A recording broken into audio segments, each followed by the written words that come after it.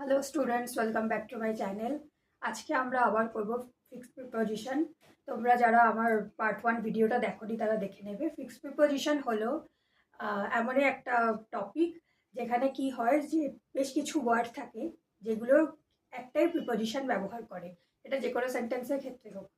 তো fixed preposition আগের দিন আমি তোমাদেরকে দুটো প্রিপোজিশনের ওপর আমি করিয়েছি। আজকে আমি আবার কিছু প্রিপোজিশনের ওপর করাবো। তো চলো ভিডিওটা স্টার্ট করি।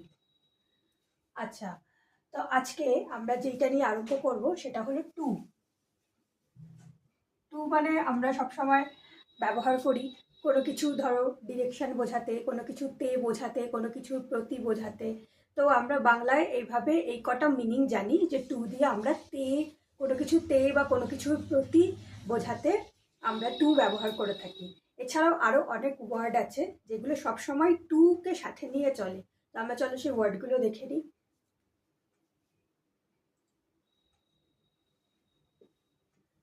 accustomed to,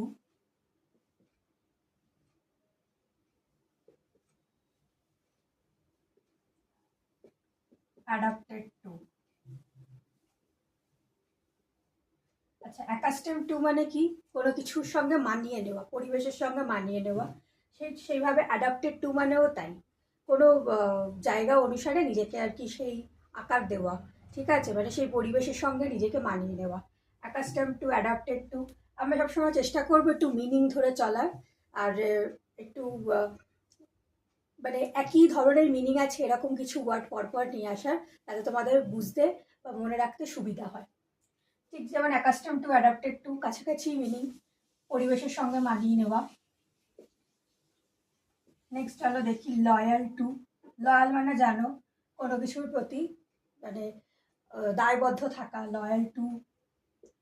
লায়াবেল two. লায়াবেল টু মানে হলো মানে I am answerable two. Okay, so loyal মানে হলো আমি কোনো কিছুর প্রতি সৎ থাকবো। লায়াবেলও তাই, আমি কোনো কিছুর প্রতি নিজের দায়বদ্ধতা রাখবো।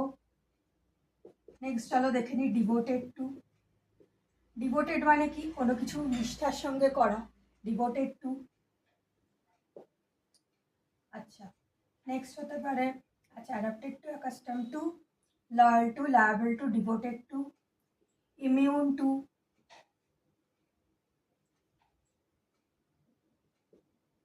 নেক্সট আসি যেগুলো খুব কমন, যেমন স্পিক টু, স্পিক, টক। এগুলো কি দুটোর মানেই হলো কথা বলা। Talk to be, speak to be, এগুলোর সঙ্গেও টু আসে। এছাড়া কি আসে? Listen to. লিসেন টু মানে আমাকে শোনো, বা তাকে শোনো বা তার কথা শোনো। তো লিসেনে অলওয়েজ টু নেয়, স্পিক আর টকও অলওয়েজ টু নেয়। তাছাড়া বিলং টু। বিলং মানে এই জিনিসটা আমার, ঠিক আছে, আমার অধিকার বোঝাচ্ছে। Belong to, it is belong to me, the suitcase belongs to me. আচ্ছা, অ্যামেন্ডেবল টু।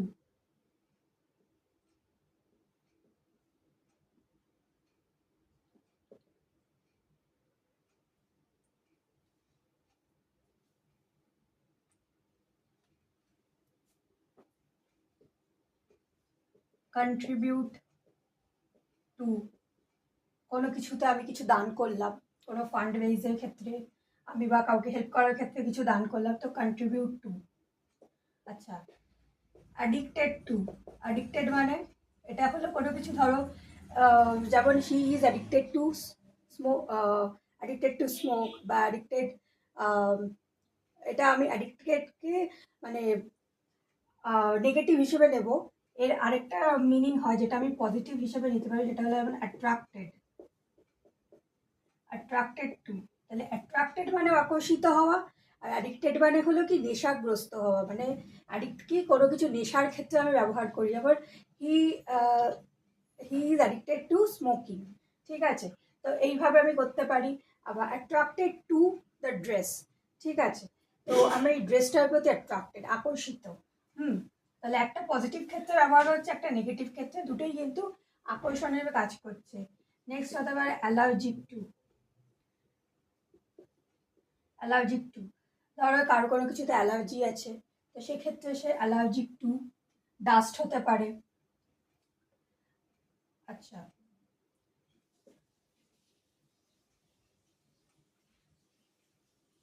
আচ্ছা, ধরো কেউ কারোর প্রতি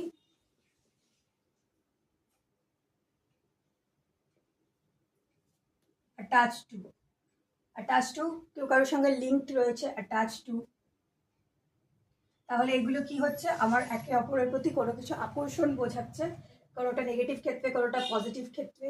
একটা যেমন অ্যালার্জিক টু, এটা হলো একটা রোগের ক্ষেত্রে।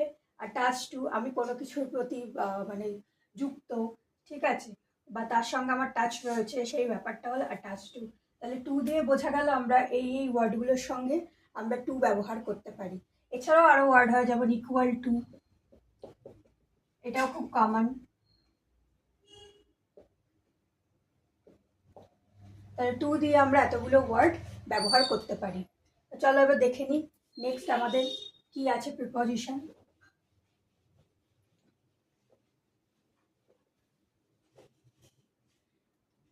নেক্সট আমরা ব্যবহার করব অ্যাট।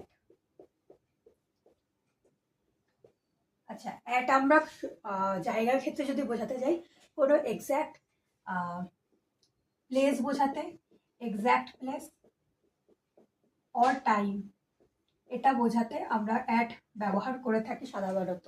হ্যাঁ, যেমন আমরা ধরো কোনো টাইমের ক্ষেত্রে ব্যবহার করলে, ধরো আমি স্কুলে পৌঁছাবো, I need to reach school at 10:30 AM, ঠিক আছে, যে আমাকে 10:30টায় স্কুলে পৌঁছাতে হবে, এক্স্যাক্ট টাইম বলে দিচ্ছে। ধরো আমি কোথাও বসবাস করি এক্স্যাক্ট জায়গায়, তো সেটা হলে ধরো অ্যাট পার্ক স্ট্রিট, ঠিক আছে। কোনো ছোট জায়গার ক্ষেত্রেও আমরা অ্যাড ব্যবহার করে থাকি, ঠিক আছে। আর বড় জায়গা বোঝাতে তখন আমরা কোনো ইন ব্যবহার করে থাকি, কিন্তু সেটা স্পেসিফিক হয় না।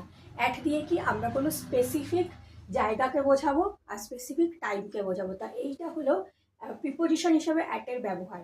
তো অ্যাটকে আমরা ফিক্সড প্রিপোজিশন হিসেবে ব্যবহার করে থাকি। তো সেগুলো কি কি আমরা দেখে নেব। একটা হতে পারে পয়েন্ট অ্যাট,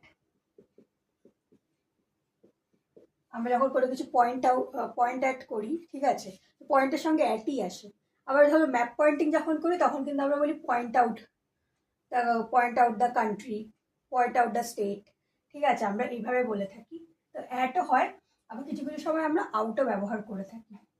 আচ্ছা, ধরো আমাদের হাসির যেমন বিভিন্ন ধরনের হাসি হয়, ঠিক আছে, কোনোটা যেমন প্রাণ খোলা হাসি, কোনোটা যেমন মুচকি হাসি, কোনোটা খুব দাদোয়ার করে হাসি। তো এইগুলোরও কিন্তু নানা রকম ওয়ার্ড হয়, আর এই সবগুলো কিন্তু জিনিসের সঙ্গে অ্যাড নেয়। তো চলো সেই ওয়ার্ডগুলো দেখে নিই। ধরো পয়েন্ট অ্যাট, তারপর কি আছে লাফ অ্যাট। লাফ অ্যাট মানে কি প্রাণ খুলে হাসা, হা হা করে হাসা। নেক্সট আসছি, আচ্ছা স্মাইল অ্যাট। স্মাইল অ্যাট মানে কি মুচকি হাসা। আচ্ছা, গ্রিন ড্যাট। গ্রিন ড্যাট মানে কি, গ্রিন ড্যাট মানেও কি এক ধরনের হাসি, সেটা কি দাদোয়ার করে হাসি, একদম মানে ভীষণ খুশি হয়ে গেছি, তো আমার একদম হাসি কান অবধি পৌঁছে গেছে, আমরা কথায় কথায় বলি না, so that is green that. Smile at মানে তো মুচকি হাসি, একটা সাধারণ যে হাসি, ঠিক আছে। লাফ অ্যাট মানে হো হো করে হাসা। আচ্ছা, নেক্সট হলো যে মক অ্যাট। মক অ্যাট মানে কি ব্যঙ্গ করা কাউকে, ধরো কেউ আমার দিকে তাকিয়ে ব্যঙ্গ করে হাসছে, ঠিক আছে, তো সেটাকে আমি বলবো মক অ্যাট। আচ্ছা, তো আমরা হাসির কতগুলো ধরন পেয়ে গেলাম, আমাদের সেক্ষেত্রে একটু ভোকাবুলারিও বেড়ে গেল। মক অ্যাট মানে কি ব্যঙ্গ করা। আচ্ছা, এবার আমরা অন্যদিকে যাই, স্টেয়ার অ্যাট। স্টেয়ার অ্যাট মানে হলো এক দৃষ্টে তাকিয়ে থাকা। এছাড়াও আরেকটা কি হয়, look at, look at the board. তো এই লুক আর স্টেয়ার মানে হলো এক দৃষ্টি তাকিয়ে থাকা, কোনো কিছুর দিকে হা হা করে তাকিয়ে থাকা। আমরা অনেক সময় আনমনা হয়ে গেল কোনো কিছুর দিকে হা হা করে তাকিয়ে থাকি, বা কোনো কিছু দেখে খুব ভালো লাগলো সেটার দিকেও আমরা এক দৃষ্টে তাকিয়ে থাকি, সেটাকে বলে স্টেয়ার অ্যাট। আর লুক অ্যাট তো মানে সাধারণ তাকানো, যেটা সেইটা স্টেয়ার অ্যাট, লুক অ্যাট। আচ্ছা, আরেকটা কি হয়, নক অ্যাট। নক অ্যাট কি, আমরা যখন দরজায় নক করি সেটাকে আমরা বলি নক অ্যাট। আচ্ছা, নেক্সট আসছি এক্সেল অ্যাট। এক্সেলেন্ট মানে কি? এক্সেলেন্ট মানে হলো ধরো তুমি কোনো কাজে পারদর্শিতা অর্জন করেছো, সেক্ষেত্রে এক্সেলেন্ট, ঠিক আছে, যে আমি এই কাজটাই খুব ভালো করেছি, তাহলে এক্সেলেন্ট আমি তখন ব্যবহার করব। তাহলে অ্যাট দিয়ে আমরা এতগুলো ওয়ার্ড পেলাম যেগুলোর সঙ্গে আমরা অ্যাড ব্যবহার করতে পারি। এছাড়াও হয় অ্যারাইভ অ্যাট,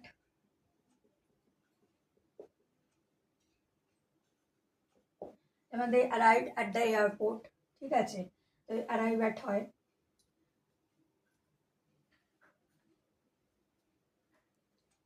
আচ্ছা, লাস্ট রয়েছে আমাদের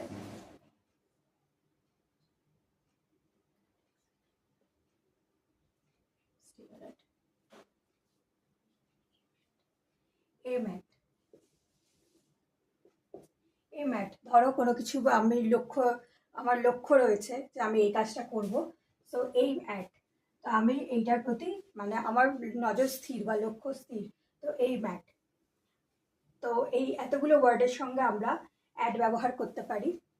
তো আশা করছি তোমাদের এই সেশনটা ভালো লেগেছে। তো যদি তোমাদের আবার পড়ানো ভালো লেগে থাকে অবশ্যই ভিডিওটা লাইক করো, চ্যানেল সাবস্ক্রাইব করে পাশে থেকো, আর ভিডিওগুলো তোমার ফ্রেন্ডদের মাঝখানে শেয়ার করো, যাতে তারাও এই ভিডিওগুলো দেখে উপকৃত হতে পারে।